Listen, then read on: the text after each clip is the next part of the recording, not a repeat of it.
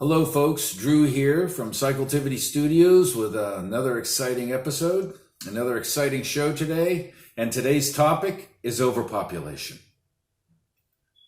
And already I can hear it. Okay. It says the far left goes off, the far right goes off. On the left, that's anti-immigration and racism. And on the right, you have the master agenda of abortions, and what are you going to do? Just get rid of people? I know it's wrong, but I love it, I can't stand it. And once again, we need to get rid of the extremes and start applying logic and reason. Overpopulation is a very significant problem, and it's the one environmental issue that has the ability to affect every single aspect of environmentalism. From deforestation to pollution to waste to the carbon cycle, it affects them all, and it affects them all very strongly. Okay, one way or the other. If there are more of you, okay, your society is going to use a lot more. If there are less of you, it's going to use a lot less. Okay, it's just basically the way it is. And this, of course, would be the answer to the question that I promised you I would give you in our last episode on global warming. I told you I was going to give you the one question you could ask an environmentalist, and whether or not they were able to answer that, or whether or not they did answer, would tell you whether or not you were dealing with a true environmentalist. And of course, that question would be, where do you stand on overpopulation? And how do you plan on reducing it? Okay. And if they can't answer that question, you're not talking with an environmentalist. Let's get that straight right now, because this is very much a centralized issue. Okay. So where do we stand today? Right now, there are 7.7 billion people on Earth. By the year 2050, it'll be up to 9.9 billion. Most of whom are living in urban conditions, by the way. And they're not moving, if they're not living in urban environments, they're moving towards urban environments, like in the developing worlds and so forth and so on. And of course, in our country, only like 2% of the population are farmers today. So it's basically a consumer populations we're talking about here on top of everything. The population of the U.S. today is projected to be 330 million people. Okay. It's a rough estimate because nobody knows exactly how many people are here, because a lot of people are here illegally. We're not exactly sure of that number, but it's probably a pretty good guess. By the year 2050, that number should be 400 million. That's probably at a minimum, and it depends upon what happens with immigration. If immigration goes through the roof, obviously, so does that number. Now, I want you to give you a little bit of a perspective here of where we are today, 330 million. Now, in 1940, okay, that was about a lifespan away, a person's lifespan back into the past. We were at 132 million people was the estimated population in the census. Okay, 1900s, the estimated population was 76 million. That's also about the time environmentalism really began in this country, and they started setting aside natural parks and things like that. And the reason why they did that was they could see that our ecosystems were beginning to be, they wanted to save it because they could see that they were being, basically overwhelmed by human habitation. Okay. As far back as 1900s was 76 million people. Today we have 330 million. Now, when we talk about overpopulation, we need to bring into the discussion the concept of sustainable, okay? And just exactly what it is. Don't let that word fly by you, but actually stop and think about sustainable. It's a big word and a big concept to bring into the environmental discussion, because it's really where we need to be. And what we mean by sustainable, what is meant by sustainable, is that you can maintain that lifestyle permanently. hundreds of thousands of years into the future without it causing a degradation to the environment in which you live in. You're sustainable. Not only do you need to be sustainable, do we need to be sustainable for ourselves, for human beings, we also need to be sustainable for our ecosystems. Okay? Because it's only when our ecosystems are healthy, okay, we're healthy. The air we breathe is healthy. The water we drink is healthy. The food we eat is healthy. Okay, so in order for us to live and have a healthy environment, the environment we evolved in, we need to be living sustainable, and so do our ecosystems. Now, when it comes to this, you end up with a lot of issues. Yes, we have a right to multiply and to consume. Okay, that's understood. We have a right to be here just as everything else has a right to be here. But you have to understand something. If that consumption is not sustainable, it's not consumption, it's destruction. And what we don't have a right to do is to come in here and destroy everything, to just rip through everything and take and take and take and take without any idea, without any concern for sustainability. Okay, that's the whole purpose for population control, is to try to bring us to a point where we can live sustainable. Okay, and at 330, 400 million people, that is an enormous, enormous task, even for a country our size. All right. Okay, so, now, a country our size, if you look back to the 1940s, even though systems were degenerating, ecosystems were more or less functional back in the 40s. Okay? We were at 132 million people. Okay? So if you're going to claim that we can afford to have any more than 150 million people in a country our size, that's at a latitude that we're at. Because, of course, latitude plays into this. If it's the frozen north where nobody wants to live and nothing basically really grows there, obviously, it can't be considered, because you don't just have a right to pile people there, move your consumption to the southern latitudes, where, of course, now the ecosystems don't have room to exist, okay, to exist and evolve as they naturally would. So that's a big problem. Okay, so to give you an idea of the scope of the issue, take a look at the country and their land masses. China and the United States are very similar in size. The Chinese are at 1 billion people, okay? They should not be any more than probably 150, 175 million Chinese, okay? India is projected to have a population of 1.7 billion people in the not too distant future. Okay, these people have 2% of the land mass of the planet. Okay, about a third the size of the United States, at least according to this graph I'm looking at here on the computer.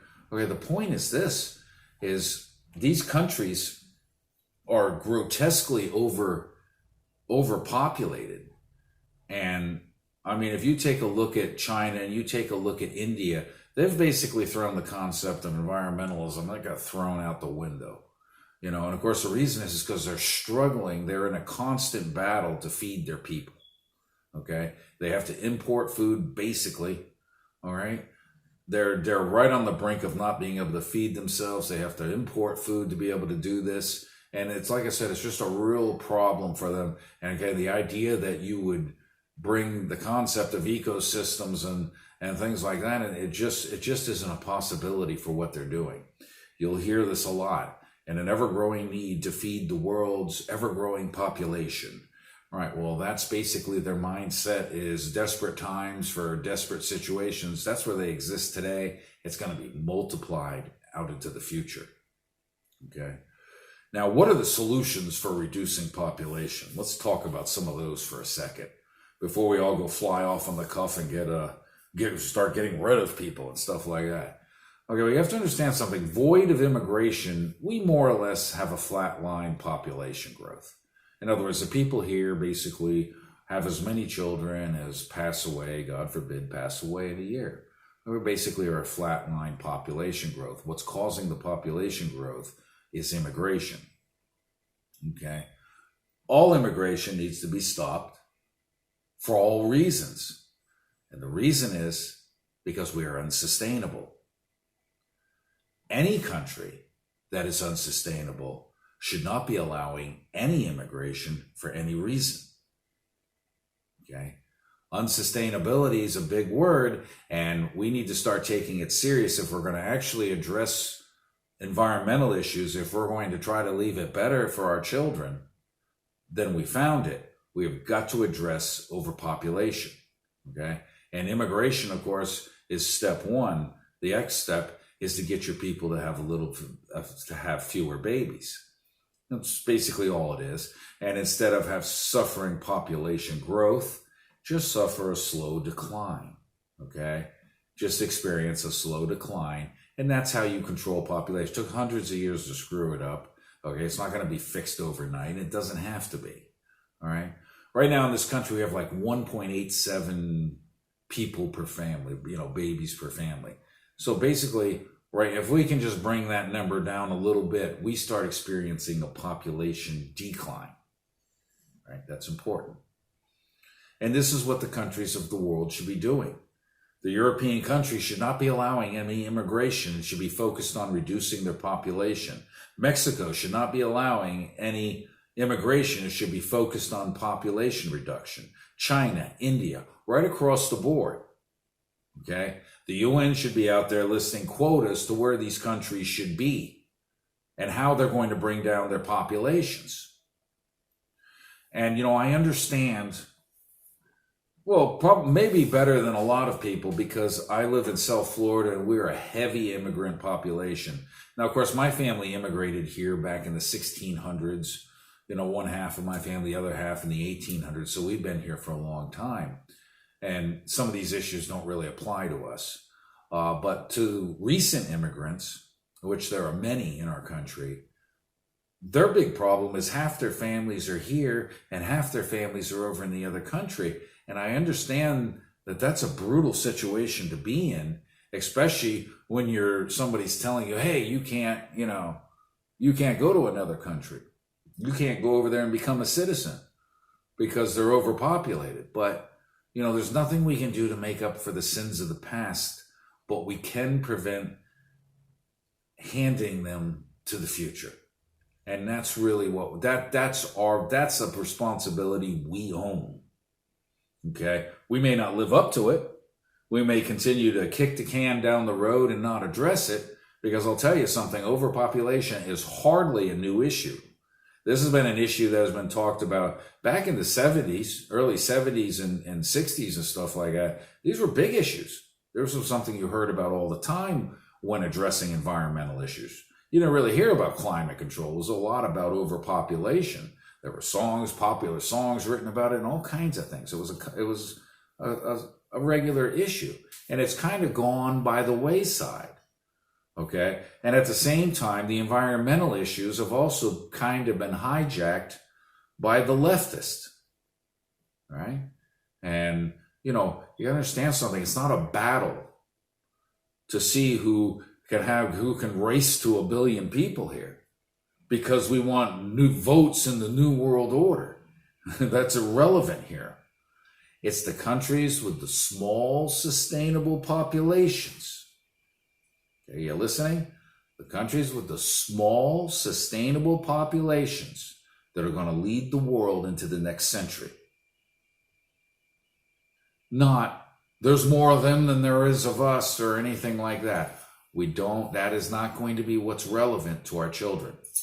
What's going to be relevant to our children and their quality of life and their mental and physical health and their ability to feed themselves and live secure in their condition is going to be us reducing our population. And, this is an issue here where you could just say, all right, global warming doesn't exist. Fine. Okay, fine. Let's agree with it. Human activity is not the causative. CO2 is not going to cause the planet to heat up. The whole thing's a farce. Fine. Let's rip it up and throw it out the door. There it goes. There's no such thing as any of this. This is all fake science. Okay, fine. You have to understand something. Right now, there is not an ecosystem on the planet that's not in trouble, that's not in rapid decline. Not in the oceans, not on any of the continents across the land, anywhere. They're all decreasing rapidly, and they're all under extreme stress. Now, on top of this, we're over the next 30 or 40 years about to lop a third more people, along with all the mining that goes with it, along with all the waste, along with all the pollution and everything else. We're going to deal with this whether we like it or not. And the bottom line is we can either develop the morality that allows us to deal with issues like overpopulation, or nature's going to address this for us. Okay? And nature is not going to have any concern for any of us when it does.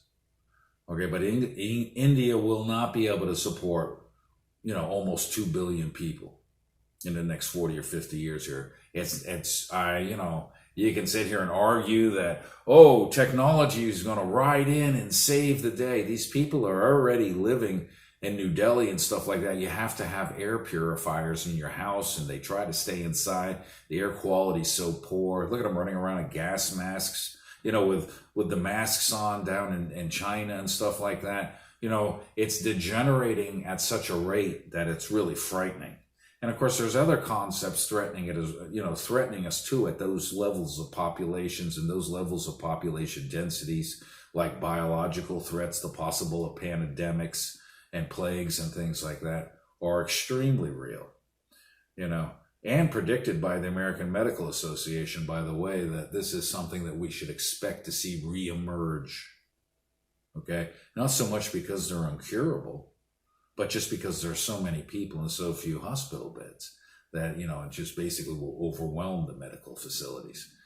And it's, like I said, it's a very real, so there's multiple reasons why those massive populations are not going to be supported by this planet. It is clearly destruction, no matter how you view it, whether you view it from a climate change perspective or whether you just view it as, whether you just take it as in the context of we're not doing, our behavior here isn't affecting anything.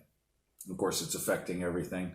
Okay, and in all probability, if we don't reduce our population, the condition the future is going to experience in the next 50 to 100 years, our children and our children's children, they're going to be dealing with a shrinking landmass. All right? They're going to be dealing with collapsing ecosystems and food chains, and an inability to feed themselves. We have to address environmentalism, okay? And we have to address overpopulation, and overpopulation is the absolute key, is the absolute fundamental issue in environmentalism. More important than the carbon cycle, more important than any aspect of environmentalism. We have to reduce our numbers. Now, like I said, we can do it pretty benignly. Yes, we have to terminate immigration, and yes, that's going to cause pain and suffering to some, but we can't help it, okay? We can't help it. We have to, it's a chronic condition right now, and we need to get our population down, and we need to lead the world in this and show that it can be done, and the other countries of the world will follow. Okay, when you do something that actually means something, okay, yes, they'll follow. When they begin to see us deliver ourselves a better way of life, they'll start to follow. And even if they don't, okay, even if they don't, the fact that we have less people here, okay, means very much so that, it's going to be a lot easier to survive whatever's thrown at these people at 300 million people than 400 million people, or 250 million as opposed to 400 million in the year 2050, right? As the Indias and the Chinas of the world and the water and food wars and energy wars begin. Okay, because that's the history of humanity. When we end up in these desperate times, okay, there will be desperate measures taken, and they will try to take what they can. Okay, but anyway, up to now, the videos have been, well, they've been unavoidably negative. We've talked about environmentalism and the perspectives on that. We've talked about global warming and now overpopulation. You have to talk about it, and I know nobody wants to talk about it, and I know nobody wants to sit here and discuss negative things, okay? And a lot of people aren't going to watch these videos. I understand that, but it's something I want to put out there. It's something I want to say, and if for nothing else, for future reference points. The next videos, we get down to some interesting facts, something a little bit more interesting, something a little bit more positive, because the answers here, okay, probably short of no immigration, are positive. They can improve, the answers can improve your mental health, your physical health. It can improve the ecosystems, improve conditions for everyone, for every species in our country, okay, and hand our children a better condition, okay, than what we have right now, at least. Those answers are there, okay, and they are positive. People are already doing it. There's nothing here that's going to be sci-fi and, develop materials that don't exist and non-cost-effective ways of operating. That none of that, okay, figures into any of these equations. A lot of the answers, as a matter of fact, exist from the past. A lot of the answers rely on information age capabilities. And it's just kind of a blending of these things, okay, and an understanding of where we are and where we want to be. And where we want to be is in a sustainable environment. Okay? So anyway, that's my take on overpopulation. And the question that you need to ask people, because if they're not answering this question, they're not addressing environmentalism. I don't really care where our carbon cycle is. If there are 10 billion people on the planet in 2050, it's not going to matter. Okay, something's going to get us. Okay, something's going to cause that disruption to the logistics, and it's really going to be god awful for everybody involved. Okay, so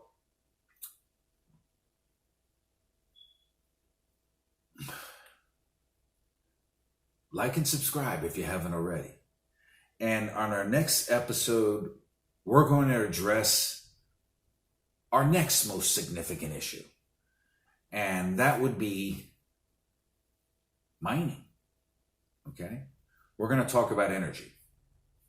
Okay? And hopefully, and the discussions of the god-awful things that are about to face everybody and all that, we can start to put that to the side and start talking about the solutions that we can hand to the future without any of the left or the right's, craziness on these issues. We're going to push those to the side, and we're going to see what is actually something that's doable for people who work for a living and things of this nature.